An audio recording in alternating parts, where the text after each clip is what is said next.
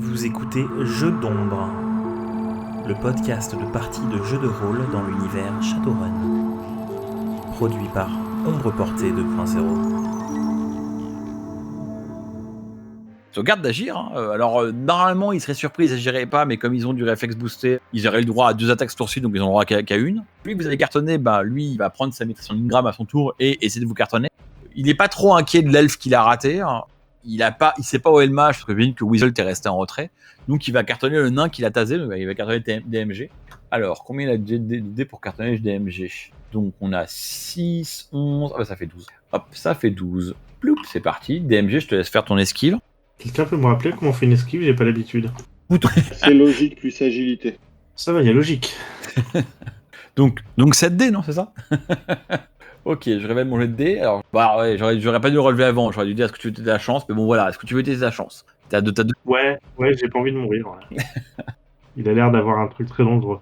Malheureusement, ta chance n'a pas été t'as pas apporté grand chose, donc tu es resté à 4.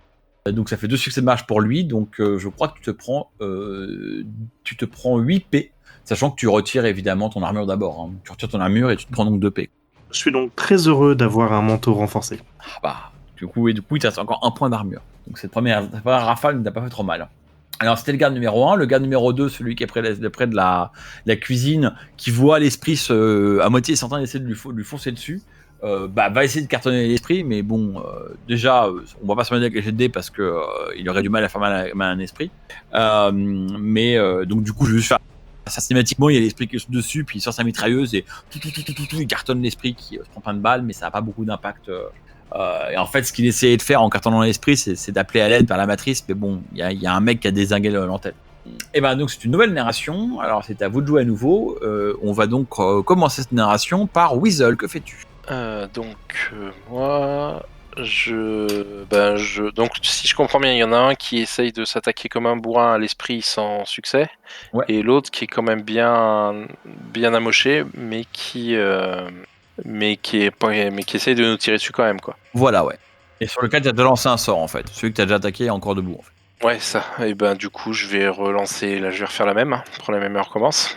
Vas-y. Je vais réessayer de lui. Je ressors un deuxième taser de ma poche pour lui envoyer dessus. Parce que moi, c'est un peu chiant, ils disparaissent à chaque fois, mes tasers. Taser automatique. Vloup. Mais il contourne l'armure. Ouais. Lui, il contourne l'armure, voilà. C'est bon, 5 succès du coup. Ouais, donc il a fait 2 au-dessus de toi, le mec. Donc t'as fait 3 de marge, donc tu lui infliges 9 E, si mais quelque chose d'exact. Ouais. Et là, il part au royaume des gens qui dorment. Voilà, il fait dodo. Alors, tu peux faire l'engloutissement de ton esprit au passage. Ah oui, c'est vrai. Faisons-le alors. Engloutissement, une attaque au corps à corps, dommage 5E avec contournement d'armure, ça tombe bien. Et sa défense, c'est agilité plus logique, et la cible est immobilisée. Donc corps à corps, il a 6. Et t'as fait donc 2 succès. Et donc la question, c'est est-ce qu'il peut esquiver? Hop, il a fait aussi 2 succès, donc il échappe de peu à l'engloutissement, quoi. Donc il n'est pas englouti. Et donc, Gentle, que fais-tu? Eh bien, je tire sur le garde qui reste debout, déjà moi-même. Celui qui vient d'esquiver une extrémiste l'engloutissement de l'esprit va se prendre un coup de taser, je t'en prie. Fais les On va se prendre un coup de taser, on va voir. Je vais tirer dans sa direction, et il va pas se prendre un coup de taser. Ce que tu disais, c'était la chance. Bon, j'ai fait sa défense, mais ça servait à rien. Enfin, il a pas fait 0, donc voilà, quoi. Donc, c'était Gentle. Mais du coup, le Doberman va lui tirer dessus. Ah oui, c'est ton Doberman. Fais agir ton Doberman, vas-y, ouais. Ce sera pas du taser pour le coup, mais un succès sur 10 dés, une catastrophe. C'est pas grave, on va en rester là. Alors je vais refaire sa défense, hein. Il peut faire 0 aussi. Hein. Bon, en l'occurrence, il a fait 1, donc Grazing Hit, il y a des balles qui ricochent sur son armure sans le toucher. Alors par contre, attends, ton Doberman, il a tiré avec un shotgun. Il est où ton Doberman? Il est à l'entrée? Ouais, non, ici. Non, c'est un fusil d'assaut. Ouais, mais j'assume qu'il sait pas, il est pas parti dans la direction Rennes. Enfin, il est à la porte, toi. Donc en fait, il a tiré à droite. Oui, c'est ça. Voilà, il s'est tourné pour tirer à gauche. DMG, que fais-tu? Écoute, je vais essayer de retirer check mon taser, on sait jamais, en espérant qu'il me retire pas dessus, juste derrière. Vas-y, tase-le. De toute façon, le temps de changer d'arme, ce sera pas mieux. Alors. Ouais, mais en fait, je l'ai compté, je l'ai compté déjà, mais en fait là, comme tu l'as déjà tiré dessus, il a un petit malus, hein, il a un peu moins de dés que ce qu'il devrait avoir. Bon, et en même temps, il a fait 0 succès, donc Donc tu le tases, tu lui fais donc de coup j'imagine 7 E. Et ce garde-là, pour l'instant, il s'était rien pris. Hein, donc il te prend, enfin son armure baisse à 5. Si, c'est celui ah oui, c'était son arme sur lequel j'avais déjà tiré, moi. Ah non, il est couché celui-là. Après, tu peux tirer d'accord. là-dessus en 8 en plus, mais c'est pas à ton intérêt, on va dire. Hop. Alors, non, en fait, c'est Weasel qui a fini votre garde. Hop, voilà, j'ai fait son armure. Ok, donc du coup, on est. Bah, c'est bon, c'est ton action. On arrive à la fin du tour, donc il reste plus qu'un garde qui va attaquer 2 fois. Il a un réflexe, il a un réflexe boosté là, donc il a le droit à un dé d'anarchie par scène et à 2 attaques. Donc, bon, il va arrêter de croire l'esprit, il va l'ignorer pour l'instant, il va essayer d'éliminer les runners. Je considère que Weasel a dû forcément un peu s'exposer pour pouvoir lancer ses sorts. Il va obéir à la bonne vieille règle de Geek the Mage, spécialement quand tu as affaire à un esprit, donc il va essayer de tirer sur Weasel, et il tire avec, dans mes souvenirs, 12 dés. Weasel, fais ta défense, que tu veux utiliser ta chance, si tu es content de ce résultat. C'est pas que j'y suis content, mais c'est que j'ai plus beaucoup de chance.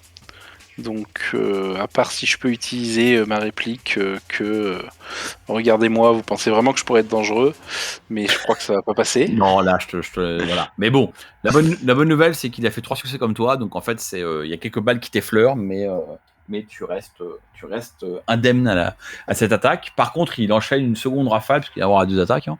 Bah, comme pour l'instant, l'elfe n'a pas été méga dangereux, il va essayer de dézinguer le drone. Donc après avoir arrosé Weasel, dans le même mouvement, il arrose le drone.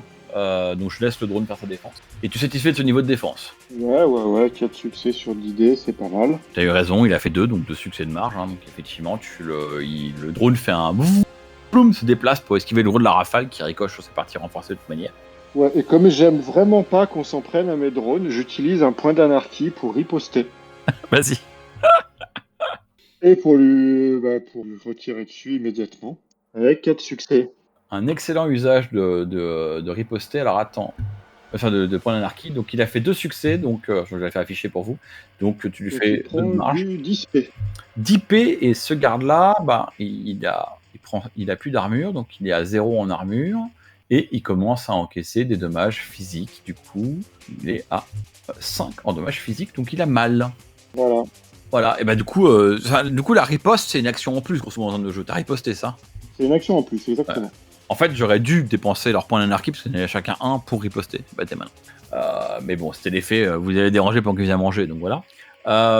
Nouvelle narration, du coup, Gentle, que fais-tu? Je vais essayer de tirer dessus avec mon taser, hein. Je finirai peut-être bien par le toucher. Sur un malentendu.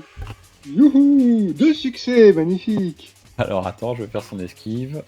Écoute, il a fait un succès, donc écoute, hein, tu le touches avec son taser, ça fait donc... Ouais, 7 étourdissants. Ouais, donc...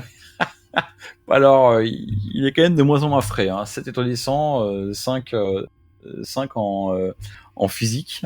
Ça commence à moins aller bien. Tu fais tirer ton drone aussi? Je vais faire tirer mon drone, tout à fait. On n'est plus en train de réfléchir. C'est un 4 succès pour le drone. Écoute, je vais faire sa défense, mais je ne pense pas que ça aille très loin. Il a fait... Enfin, il a des malus, donc en fait, il a fait un succès. Enfin, j'affiche, hein. Il a fait un succès, mais comme il est aidé en moins, il perd un succès. Donc du coup, 3 succès de marge, donc ça va faire quoi? Enfin, 10 P, non? 11. 11, ouais, alors ton drone le crible, en fait, la rafale passe par son armure, il est projeté contre le mur, et en fait, il y a plusieurs impacts de balles qui traversent, et en fait, quand il glisse le long du mur avec en laissant une trace de sang, vous voyez qu'il y a plusieurs balles qui sont enlichées dans le mur, et alors lui, pour le coup, il est mort, hein. Lui, il est plus là. Il n'y a pas moyen de lui faire un sort de soin ou autre pour l'empêcher de mourir? Là, non, il était à 5 P, il s'est pris 11 P, donc si tu veux, lui, il est mort, hein. C'est fini. Donc oui, donc le mec s'effondre, l'autre est assommé, ça a fait un gros boucan quand même, hein, donc vous êtes un peu emmerdé, enfin genre il y a eu le baston. Donc là il y a de la fumée dans la pièce à cause des tasers, des coups d'armes. L'esprit est reparti, hein, dès l'instant où le mec est mort, il a arrêté de l'engloutir, donc il est parti. Par contre, tes drones continuent à surveiller les alentours. Si vous avez réveillé, enfin si vous avez fait du bruit qu'on vous a entendu, pour l'instant aucune des 3 portes qui forment le reste du complexe ne sont ouvertes. Que faites-vous? De toute façon, quand j'avais fait la détection de vie, j'avais pas chopé d'autres vies dans les autres pièces, potentiellement. C'est vrai que du coup, on n'avait pas pensé à faire ça. T'as remarqué qu'il devait y avoir il y avait aussi... Alors on va dire que c'était un peu emmerdé par l'épaisseur du mur, donc t'as pu tu scannais que la pièce avec les gardes. On va faire comme ça plutôt. Ça sera mieux. Du coup, t'as pas fait sur les autres pièces. Alors moi, du coup, je vais essayer d'aller au moins sur le garde qui est encore vivant. D'une part, vérifier qu'il va rester vivant, stabiliser un peu si nécessaire avec ma compétence de biotech, et essayer surtout de voir si je reconnais des uniformes, si j'arrive à en savoir un peu plus de qui ça pourrait être. Alors, pardon, je croyais que je l'avais dit, hein, c'est des gardes de Cyder Group. Hein. Donc, ils ont le logo Cyder Group, ils ont l'uniforme vert de Cyder Group. Pour le coup, c'est des gardes, vous en avez écrasé plein des comme ça. C'est des gardes un peu haut niveau, quoi. C'est pas les mecs qu'on met en planton devant la porte. Mais c'est pas de l'unité spéciale, mais c'est du bon garde. Ouais, et bon, donc a priori, ils étaient là pour observer les moniteurs, c'est ça? Apparemment, ils avaient dû réallumer un peu l'infrastructure de la pièce et en fait, ils observaient au moniteur les caméras qui mènent sur l'extérieur, quoi, en fait. Ils ont aussi, il y a aussi, alors avec un petit coup de chance, ça permettra de faire avancer un peu le public. Il y a aussi un des moniteurs qui n'a pas explosé qui pointe vers une des pièces que vous n'avez pas encore explorées. Ouais, voilà, j'y vais d'arriver. Et en fait, il y a une caméra dans la pièce 22 sur mon plan là. Qui est la pièce au sud, donc la symétrique par rapport à la pièce où vous êtes. Ça ressemble vraiment à une salle de travail. C'est-à-dire qu'il y a 5 terminaux matriciels à l'ancienne, il y a un petit rack de serveurs au fond de la pièce, mais il y a surtout une porte qui mène à la suite du complexe. Et en fait, dans cette pièce où il y a 5 terminaux, il y a 3 sièges qui sont occupés. Il y a un orc, un elfe, un humain qui sont plugués, qui sont donc assis dans le siège mais en mode coma, et qui sont plugués physiquement au terminal. Donc, je pense qu'ils n'ont pas rallumé ça pour ressortir des vieux projets d'il y a 25 ans, ou alors des projets qui vraiment valent la peine. Donc ça peut-être valoir le coup d'essayer de comprendre de quoi il s'agit. Ils ont trouvé une instance de Ultima Online 16 et ils sont en train de jouer en guilde. C'est possible. Ouais, mais est-ce qu'ils avaient besoin d'aller dans la cave pour ça? Est-ce qu'ils n'avaient pas de câble assez long pour se mettre dessus? alors la Blitz va intervenir et fait alors des trucs là-dedans, non, il devait plus rien avoir. C'était un terminal dédié qui devait servir uniquement à, tout ce qui doit traîner dans son données, c'est des vieux pilotes informatiques, matriciels, pour piloter des vols suborbitaux d'il y a hyper longtemps. Par contre, c'est clair que ça fait un super hôte méga puissant, surtout s'ils ont pu tout reformater, et ça leur faisait probablement un joli point d'accès avec la matrice filaire. Il y a un réel enjeu autour de ça dans le Berlin. Peut-être qu'effectivement les amis de Cyder Group ont voulu se faire un pont dans la matrice filaire. Et nous, ce qui nous intéresse, c'est que la carte système, le cœur du système du serveur là, ça va c'est du jus. Faut qu'on récupère. Ça veut dire qu'on va embêter quelques personnes, donc ils vont s'en rendre compte. Au pire, si on arrache électroniquement, ils vont se prendre un méchant choc d'éjection. Mais dans tous les cas, ils vont s'en rendre compte. Hein, donc, Ah bah ouais, quand ils vont être dumpés, mais en même temps, vu qu'ils sont là en mode comateux, on a qu'à les menotter maintenant, hein. Tranquille. Hein. Vous parlez de quoi? Des trois qui sont dans la matrice? Ouais, les trois écarts qui sont plugués là. C'est sûr que quand on va débrancher l'autre, ça va pas le faire pour eux, quoi. Ouais, mais si on passe devant des caméras ou autres, ils vont peut-être nous voir venir, non? Quoique non, c'était les gardes qui étaient censés le faire. Yep. C'est ça. Par contre, ça serait bien d'arriver à savoir ce qu'ils font ici exactement, quoi. il y en a 2 qui patrouillent en dehors du serveur. Par contre, les autres, je sais pas.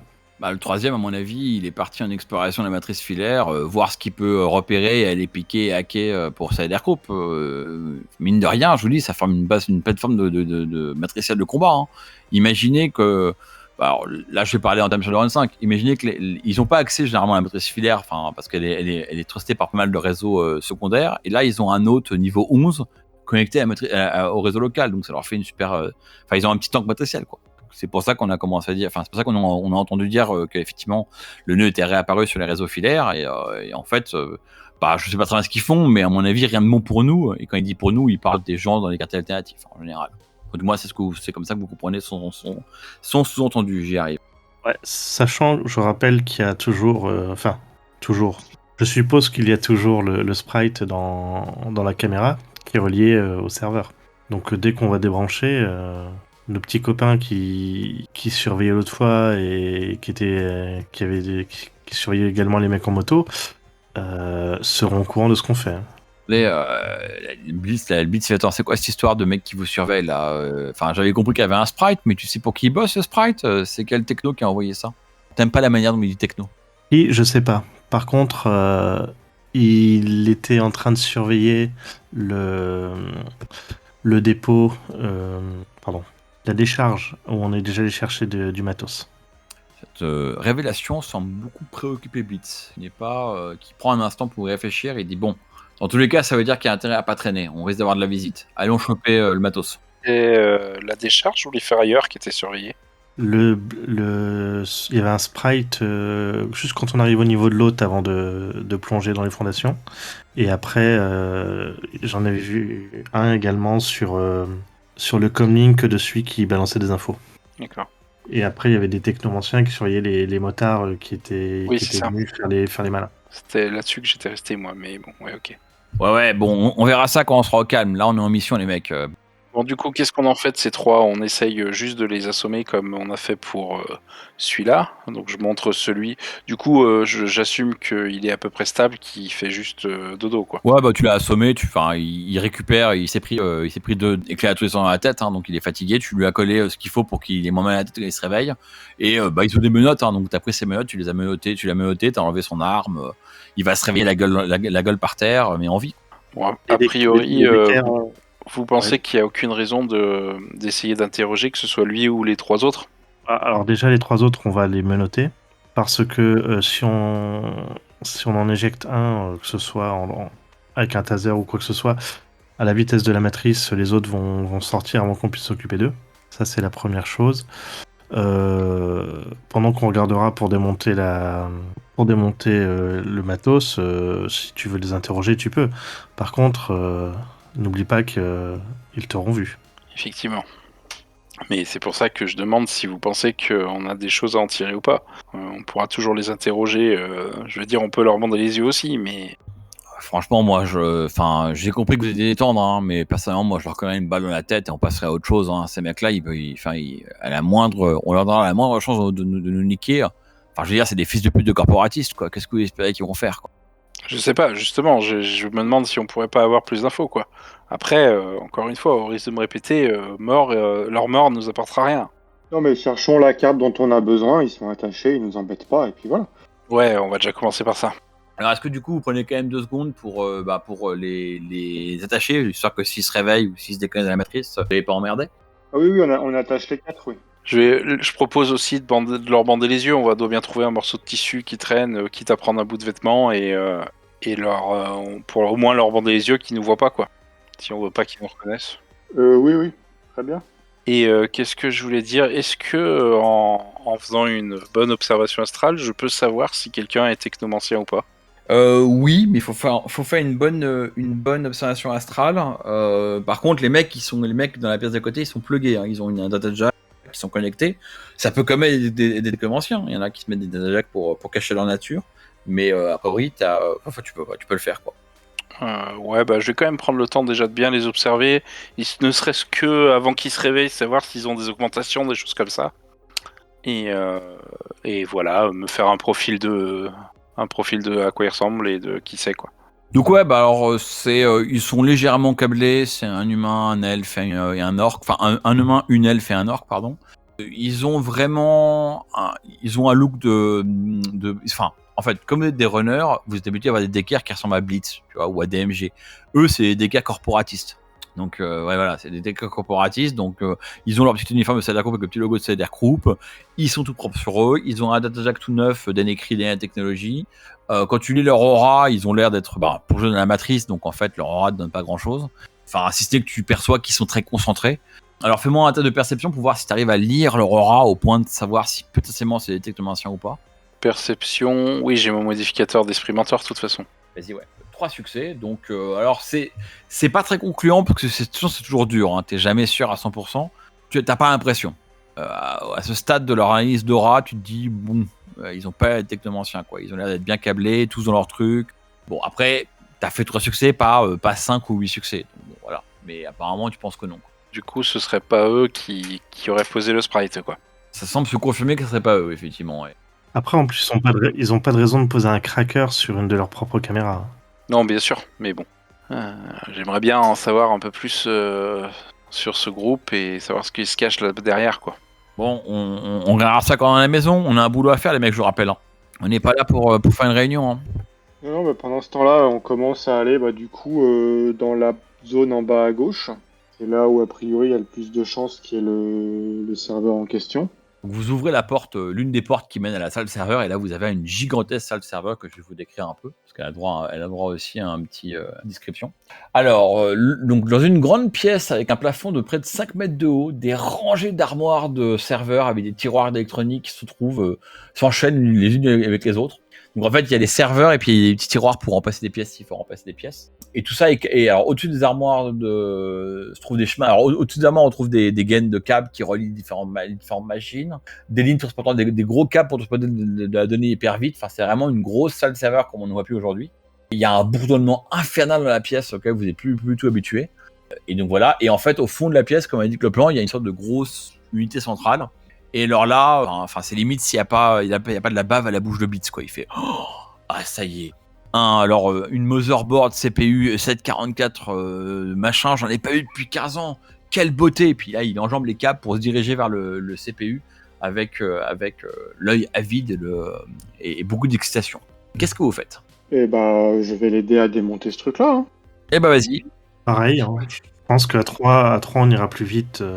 Weasel, on te confie la surveillance. Alors moi j'écoute déjà pas, je suis en train de regarder toutes les autres unités qu'il y a autour, voir s'il y a quelque chose de récupérable, des données qui pourraient être prenables ou autre. Oh, il y a mes 2 drones qui surveillent.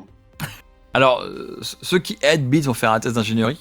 Et pendant que vous faites le test d'ingénierie, je vais donner une petite... Électronique non, c'est ingénierie là qu'il faut, c'est vraiment démonter. Oh, remarque non électronique, ouais, attends, enfin dans le... Ouais, allez, vas-y pour électronique, ouais. Et pendant ce temps, je vais donner un élément de décor à Weasel. Donc toi, Weasel, tu commences à tout regarder partout et tu remarques que dans l'allée centrale, il y a un terminal. Mais en fait, c'est un terminal qui est un peu tout brûlé, hein, avec du plastique qui est à moitié fondu. Sa surface est couverte de gouttes de liquide plastifié solidifié. Et en fait, tu réalises en regardant ce terminal qu'il a bien, comme le reste de la pièce, hein, il a bien 20 ans. Et que il a été grillé. Et en fait, tu réalises bêtement que ce terminal d'accès a dû être grillé au moment du crash, quoi. Et que ça, c'est un vestige du crash 2.0 de 2064. Donc, petit témoin de l'histoire qui te tire une petite larme à l'œil. Et sinon, ouais, il y a des...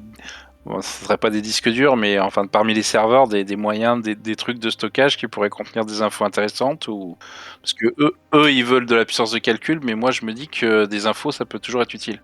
Ouais, mais en fait, tu sais que tout ce qu'il y a là-dedans, c'est les drivers de pilote sur orbital. Hein. Enfin, il n'y a vraiment rien. Ça serait comme piquer le code de lancement d'une fusée d'il y a 40 ans, quoi. Tu vois ce que je veux dire ? Ouais, d'accord. Ouais.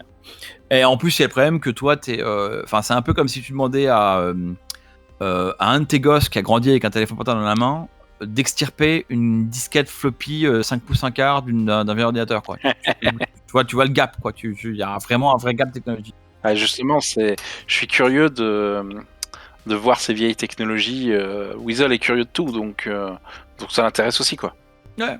Tu regardes ça, enfin, en tout cas, c'est clair que tu regardes tout avec attention et éventuellement, tu pourras, si jamais c'est pertinent, tu pourras dépenser un point d'anarchie pour dire attends, j'aurais pas vu un truc dans cette pièce ou tu vois, si un jour vous avez besoin d'un rack ou d'un machin, enfin, tu pourras peut-être faire rappel à ça en disant peut-être que ouais, t'auras vu un truc. Et effectivement, tu passes beaucoup de temps pendant que eux, alors pour faire un peu un montage, on voit bien que Gentle et DMG sont en train de débrancher les câbles avec Blitz, faire plein de trucs, parce que la procédure pour désassembler le cœur du système et le récupérer, elle est compliquée. Hein. Toi, tu balades un truc et tu observes tout. Ouais, alors du coup, je vais complètement me balader si j'ai du temps. Hein, je vais me balader, donc je vais aussi regarder en détail la salle où étaient les 3 connards là. Et puis je vais même envisager, vu qu'a priori il n'y avait rien, d'aller dans la dernière salle. Voilà. La dernière salle, c'est une seule technique en fait, juste que c'est un haut point entre systèmes. En fait, c'est un placard technique un peu plus grand. Il n'y avait pas grand chose à l'intérieur. Et alors la salle avec les 3 d'équerre. Alors déjà, pendant que tu vas observer la salle des 3 d'équerre, il y a un moment où ils vont débrancher le serveur. Et là, tu vas voir que tous les 3 d'équerre vont faire un gros spasme parce qu'ils vont se prendre un gros dump shock. Donc ils vont se réveiller avec une petite décharge de courant électrique avant de se réveiller tout bâillonné avec... je sais pas, je crois que vous avez mis les casques sur leur tête pour pas qu'ils voient grand chose, pour au moins 2 d'entre eux. Enfin, donc ils se réveillent à base de puis ils sont emprisonnés. Et puis de toute façon, ils ont du sang qui coule du pif. Enfin, ils sont pris un violent dump shock, hein, parce que vous imaginez que débrancher le serveur dans lequel il était connecté, ça a été violent. Alors les terminaux ont eux-mêmes des cartes, ne disent pas grand chose parce qu'en fait c'est vraiment les terminaux comme on l'entendait à l'époque où on parlait de terminal, c'est-à-dire qu'en fait ils sont bloqués dans le terminal et en fait le terminal te dit juste avec son écran Decker 1 enclenché, quoi. Donc tu vois, ça ne dit pas vraiment ce qu'il faisait. Ce que tu peux quand même apprendre dans les terminals, c'est qu'apparemment, autant les deux d'équerre étaient clairement dans le système. Donc eux, ils sont pris un violent dump shock quand le système s'est déconnecté. Le troisième était pas dans le système, il était dans la matrice filaire en général. Alors il y est passé par la protection du host, donc il s'est aussi fait dump shocker. Mais lui était un peu plus loin en fait, il était parti faire quelque chose d'autre ailleurs, quoi. Et donc voilà, donc ils sont secoués de spasme quand ils se prennent le dump shock. Bon, de toute façon, je vais même considérer qu'avec un choc aussi violent, en fait, ils sont dans le coltard immédiatement, quoi. Enfin, ils font directement comateux, pas comateux, mais assommés, j'y arrive. Ok. Bon, de toute façon, voilà, je fais le tour pour tout regarder, tout analyser. Je suppose que ça doit me prendre à peu près autant de temps qu'eux pour démonter leur unité centrale. Ouais, ça va prendre quand même bien 10 à 15 minutes de faire ça, et d'ailleurs, en fait, le temps passe, quoi. Tu sais, vous dites, putain, merde, enfin, plus le temps passe, plus ça va se remarquer qu'on est rentré, etc. Donc, sans dire que vous stressez à mort, vous avez quand même un peu l'impression de finir, mais c'est compliqué à faire pour bien préserver la pièce. Il y a plusieurs fois où vous avez fait une connerie et bite vous arrêtez. Ah non, fais pas ça. Un peu l'équivalent de quand on montait des PC quand on était petit, du coup de tournevis quand tu vis quand tu vis le disque dur sur la carte mère et puis tu dérapes et que ton tournevis raye tout le disque dur, tu vois, genre de truc là, quoi. Des trucs à foutre en l'air le machin, et au bout de 10 minutes, un quart d'heure, vous extirpez un truc qui ressemble pas vraiment à une carte mère comme nous on a à notre époque, mais imaginez plutôt un petit SAN, quoi, une sorte de gros appareil technique, gros comme un sac à dos, très très lourd, qui est en fait qui représente 90% de la puissance qu'il y a dans la pièce. Alors Blitz, il est au paradis, il a presque des larmes à l'œil, quoi. C'est genre, il est en train de voir devant lui une merveille technologique de son époque, quoi. Et donc il met ça précieusement dans son sac à dos avec beaucoup, presque religieusement, quoi. Oh, c'est génial. Mon Dieu, on a récupéré un Amiga. C'est ça. Amiga porn, on va dire. Est-ce que vous faites quelque chose de particulier une fois que vous avez fini de démonter le serveur? Est-ce que vous en profitez pour fouiller la pièce ou faire autre chose, ou est-ce que vous vous estimez heureux et vous prenez vous carapatez? On va y aller, hein. Il y a Weasel qui observe depuis une demi-heure, donc s'il y avait quelque chose à voir, il l'aurait vu. Alors, s'il y avait eu quelque chose que je comprenais pas, je leur dis, mais je pense pas. Non, t'as été surpris de voir qu'en fait, vous avez réussi votre coup, quoi. Vous n'avez pas déclenché d'alerte, hein, et que, grosso modo, pendant qu'il démontait le serveur, t'as rien vu de particulier. Donc, qu'est-ce que vous faites, quoi? Est-ce que vous laissez le garde assommé et puis les 3 d'équerre dans le coltard? Est-ce que vous faites autre chose? Non, on les laisse là où ils sont bien. A priori, on n'a pas plus de questions que ça. Ils sont venus là juste pour avoir un accès à la matrice filaire, quoi. Il n'y a pas de raison que... Enfin, il n'y a rien de louche là-dessous, quoi. Enfin, c'est pas clair pourquoi ils sont ici. Enfin, vous voyez pas très bien pourquoi. Il reste un mystère sur leur truc, hein. Quel est l'enjeu de Cyber Group de réactiver ce vieux système pour bénéficier d'une porte d'accès au réseau filaire de la matrice de Berlin? Qu'est-ce que vous avez sur 3 d'équerre? Ça reste assez mystérieux. Dans ce cas, je propose à John Tull d'interroger un des trois, d'en réveiller un des trois. Au pire, je lui mets un steam patch s'il faut. Et l'interroger. Ah non, attends, gamin, Blitz dit, attends, on n'a pas le temps là, il faut qu'on se casse, on va pas rester ici à papoter alors qu'on peut se faire tomber dessus par des unités de combat de Cyber Group à tout moment, quoi. Et alors on en embarque un. Ouais, mais bof. Mais si vraiment tu veux, on en embarque un, mais bof. Si on prend la petite elfe là, elle devrait pas être trop lourde. Au pire, ton drone pourrait pas la porter. Non, mais après, si on en embarque un, faut embarquer celui qui était loin, si on sait lequel c'était. Monter la garde, s'en fiche un peu. Non, pas la garde, l'elfe, je disais. Oui, mais sur les 3 deckers, il y en a 2 qui montaient la garde autour du serveur. Oui, c'est vrai que... Il y a un qui partait en exploration. On sait lequel c'était ou pas? C'était l'elfe en l'occurrence. Bon, voilà. Donc, ça va nous attirer les emmerdes. Ils vont juste chercher à la récupérer. Mais bon. Après, moi, je veux pas forcément la garder prisonnière pendant 107 ans. Je veux juste essayer de savoir ce qu'ils foutaient là, quoi. Après, si on va par là, rien ne nous dit qu'ils vont pas essayer de récupérer la carte mère que vous avez prise aussi. Ouais, sauf que elle est connectée en sans fil. Certainement qu'elle peut avoir un deck implanté, une connerie comme ça. Ça veut dire qu'il faut soit que je brouille son signal pendant que vous discutez avec elle, ça va me fatiguer. Soit il nous faut un brouilleur de cranial ou de zone. Emmener quelqu'un comme ça sans avoir pris ce genre d'attention, si en plus là c'est des deckers qui sont envoyés pour aller taper dans les data events berlinois, ils ont pas pris n'importe qui, donc ils voudront la récupérer. Sinon tu lui colles un coup de tournevis dans le data jack, c'est bon, quoi. Enfin, ça va pas lui faire du bien, mais une fois antenne pétée, ça sera fini, quoi. C'est pas attendre Blitz. Bon, écoute, on a longtemps à marcher dans les tunnels pour s'en aller de là. Ouais, vous avez quand même un peu de temps pour arriver à atteindre pour revenir, pour émerger à Kreuzheim, vous avez largement 15 à 20 minutes de marche dans les tunnels. Donc si quelqu'un la porte, ça va vous ralentir un peu. Par contre, il faut que vous partiez maintenant, quoi. Enfin, partiez maintenant. Non, mais ok, je la prends, on la porte pendant 10 minutes, on l'interrogera, puis on la laissera là. On part dans des tunnels un peu n'importe où, pas en direction de là où on veut aller, et puis dans 10 minutes, on l'interroge. Ok. Alors ça, effectivement, pour le coup, trouver un recoin du système d'égout, de réseau souterrain où vous êtes, pour être tranquille, ça va pas être dur. Vous avez écouté Jeux d'ombre, un podcast produit par Ombre Portée 2.0. Retrouvez-nous sur shadowrun-jdr.fr. À bientôt, les chummers.